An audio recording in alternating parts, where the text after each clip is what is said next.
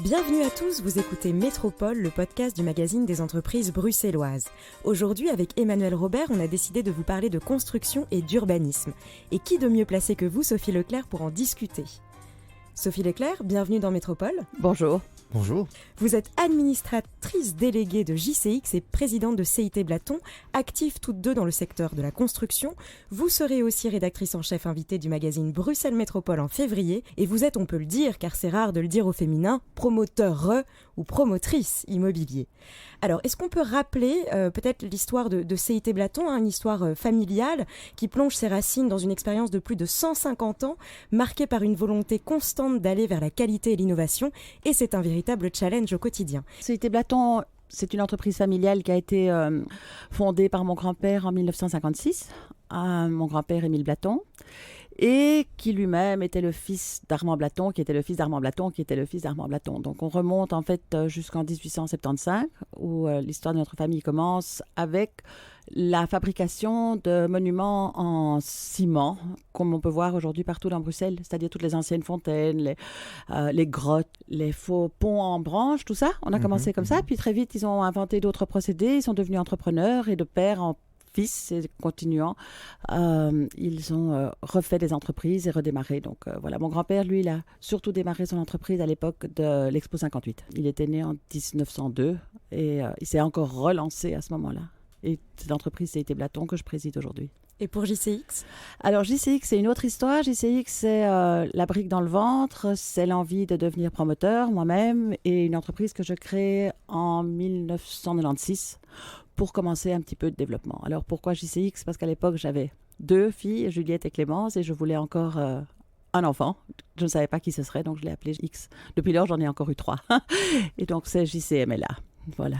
Alors, nous sortons d'une réunion de rédaction avec vous pour préparer notre numéro de février.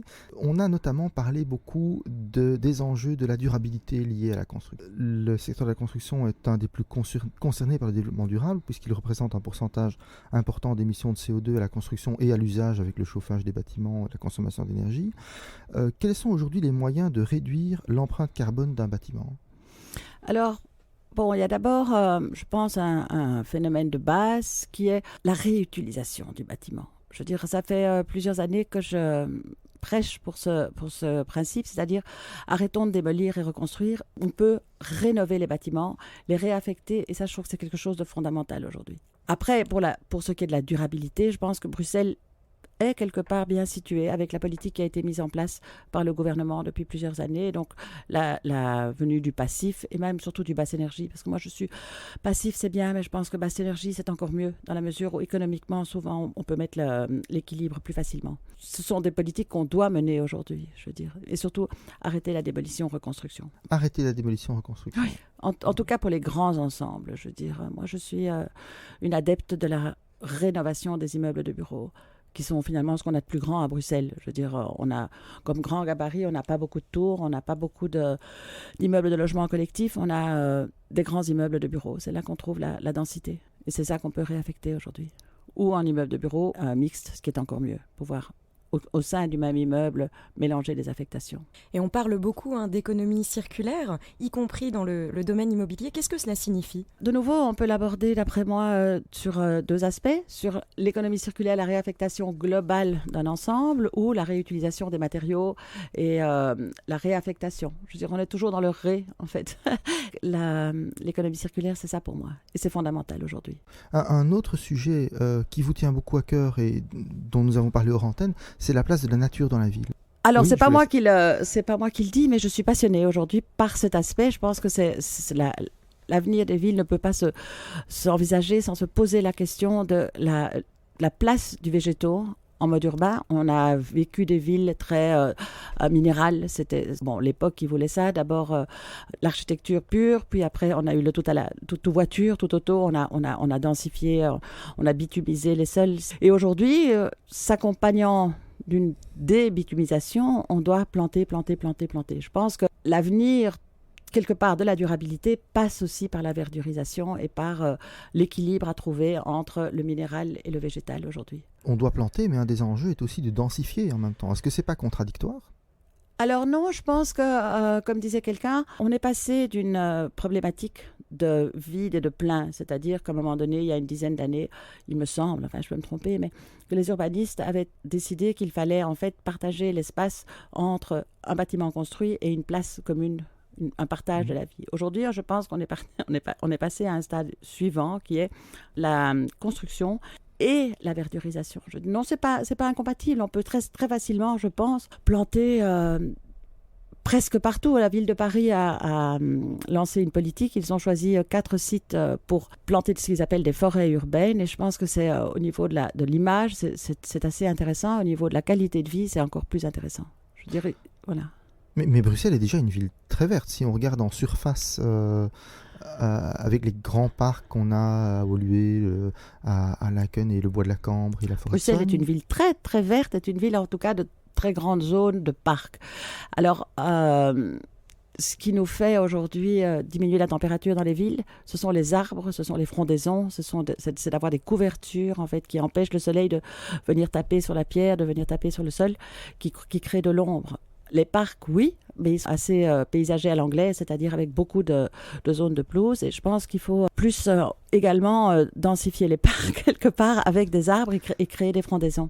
Donc densifier les parcs. En créant des zones végétales et des zones de bâti, en trouvant cet équilibre. C'est pas mon rôle, c'est le rôle des intellectuels et des scientifiques. Alors votre rôle par contre, c'est quand même promoteur. Oui. Vous avez fait, j'imagine, beaucoup de chantiers, beaucoup de projets.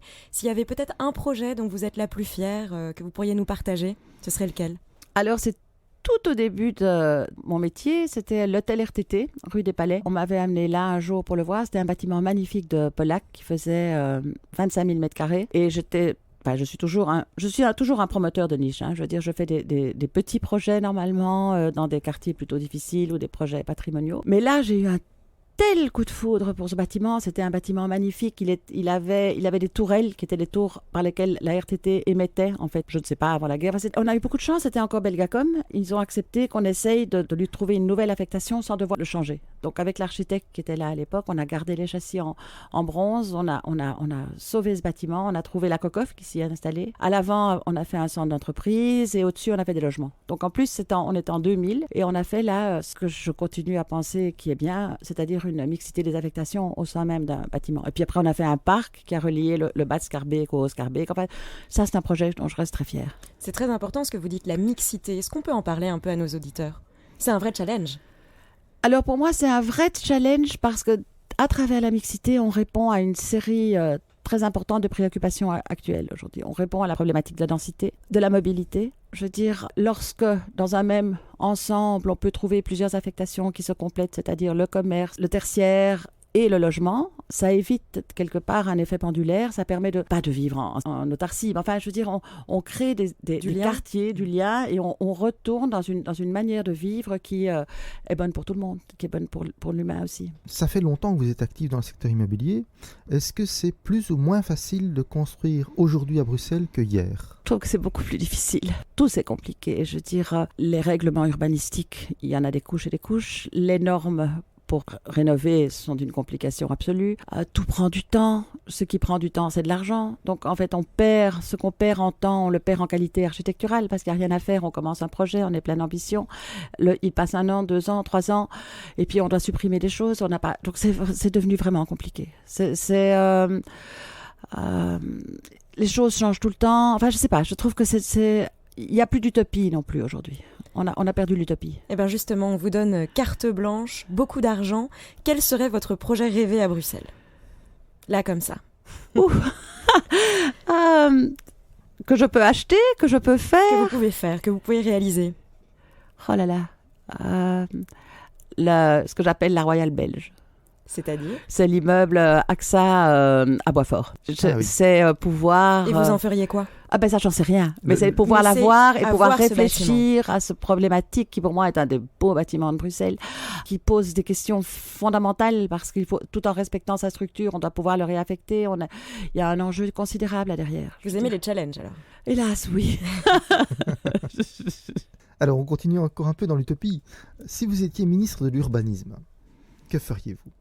Je simplifierais toutes ces contraintes. Je supprimerais des impositions de mètres carrés pour des logements en disant il faut une chambre de neuf, une truc de douze. Enfin, je veux dire, tous ces règlements qui sont complètement absurdes et qui empêchent justement, quelque part aussi, de pouvoir construire des bâtiments réaffectables, réutilisables. À partir du moment où on vous oblige à construire d'une certaine manière, on ne sait plus revenir en arrière après. Je veux dire, il y a toute une série. Donc, il faudrait pouvoir être beaucoup plus libre, que la créativité trouve sa place.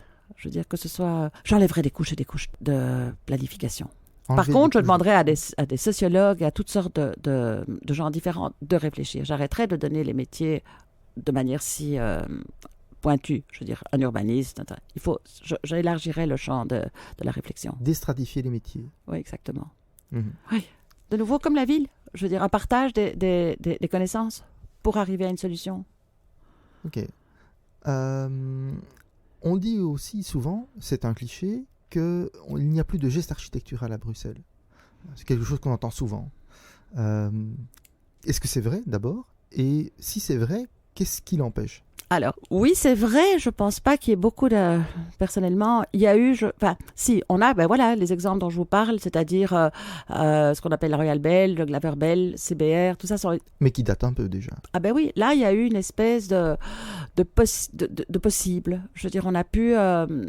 D'abord parce qu'il y avait, à mon avis, moins de prescriptions, parce que il y avait une plus grande liberté et plus d'argent. Malheureusement, je pense que ça reste effectivement toujours le nerf de la guerre. Par contre, aujourd'hui, je trouve que le geste architectural s'associe trop souvent à la construction d'un bâtiment emblématique qui est souvent une tour, parce que bon, ça reste quelque chose de fort, et c'est très bien. Moi, je suis pour les tours. Je trouve que les tours, ce sont des repères dans la ville, comme les beffrois dans le temps. Je veux dire, si on va... Et donc, dans une ville, ça permet de se repérer, ça permet de comprendre la ville, et elles sont importantes. Donc, moi, j'ai rien contre les tours. Je trouve que faire un geste architectural dans une tour, tout le temps, toujours la même chose, c'est pas très intéressant. Il y a un petit projet à Ixelles que je trouve très intéressant, qui est un bâtiment sur pilotis là, qui s'inscrit dans son tissu urbain, mais qui est terriblement frappant. Et ça, je trouve aussi que c'est du geste architectural à mesure humaine. On parle, pour se situer pour nos auditeurs, de l'architecte Philémon Wachtelard. Exactement, oui. Derrière l'ancien Deleuze d'Ixelles, voilà, tout à fait. Ceux qui connaissent. Et je trouve que c'est passionnant parce que ça, ce sont des exemples d'architecture qui font la promenade.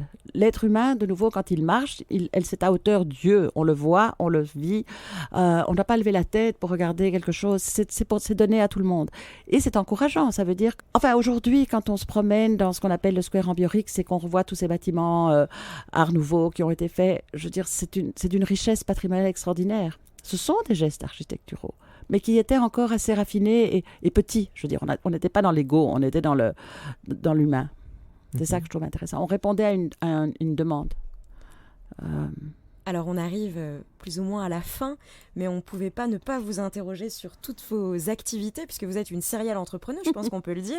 Vous êtes promotrice, mais vous êtes aussi active dans le tourisme, dans le sud de la France, dans le Luberon. Tout à fait. Vous êtes aussi dans le vin. Est-ce que vous pouvez nous parler de tout ça ?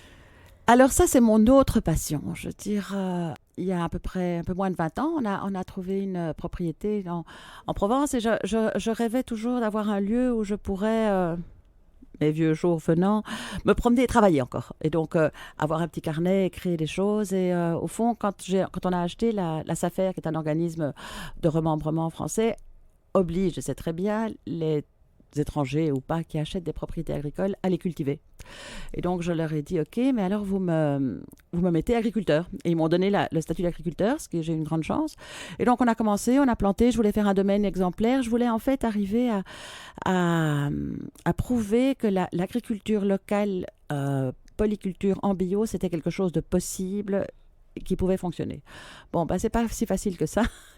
Il faut dire les choses comme elles sont. Et par hasard, il se fait j'ai planté 1 hectare de vignes parce que j'aime ça. Et le vin qu'on a récolté la première année était correct. Pour la première année, voilà. Et donc, on a grandi. Maintenant, aujourd'hui, on a 20 hectares. On fait un vin bio, enfin plusieurs vins bio. Ils sont très appréciés et c'est un bonheur formidable. Et puis là, au côté, on a développé des logements dans lesquels qu'on met à disposition, que les gens peuvent louer. Donc, on a voulu faire une expérience globale sur une certaine forme de vie dans la biodiversité, en autarcie cette fois-ci, puisqu'on fournit nos locataires en produits, en maraîchage. Parce qu'en fait, ce que je voulais aussi, c'était de la polyculture. De la même manière que la durabilité s'inscrit dans la mixité des affectations au niveau pour les villes, eh bien, je pense pas, tout le monde le sait aujourd'hui, la planète a besoin de diversité pour pouvoir être sauvée. Et la monoculture, c'est quelque chose qui est très mauvais. Alors, on est obligé de vous demander, est-ce que vous dormez? Parce qu'entre JCX, CIT Blaton... et tout le reste encore, j'ai 5 enfants aussi. Voilà, 5 enfants, comment est-ce que vous gérez? Avec bonheur. Ça me passionne. Je veux dire, oui, je dors et je dors très bien. En fait, en réalité, je suis une couche tôt, donc je me couche à 9h. C'est peut-être ça, finalement, la solution. C'est la seule solution. C'est 9h30, je suis dans mon lit. Et alors, c'est le domaine Les David, c'est ça? Exactement. Très bien. C'est Les David et c'est Tavias. Et vous en parlez avec passion. Tout à fait. Prédapte, c'est bien ça. Exactement, oui. Au bout du Luberon. Au bout du Luberon. Oui. Eh bien, je crois que nous allons en rester là. Merci. Sophie Leclerc, on vous remercie. Nous arrivons à la fin de cet entretien. J'espère que ça aura donné envie à nos auditeurs de lire le futur numéro de février de Bruxelles Métropole, dont vous serez la rédactrice en chef invitée, on le rappelle. Merci à Elisa, merci à notre réalisatrice Ophélie, merci à vous qui nous écoutez. N'hésitez pas à nous écrire à podcast@bessi.be, par exemple, pour nous suggérer des sujets ou des invités. On vous revient très bientôt. Merci à tous et à très bientôt.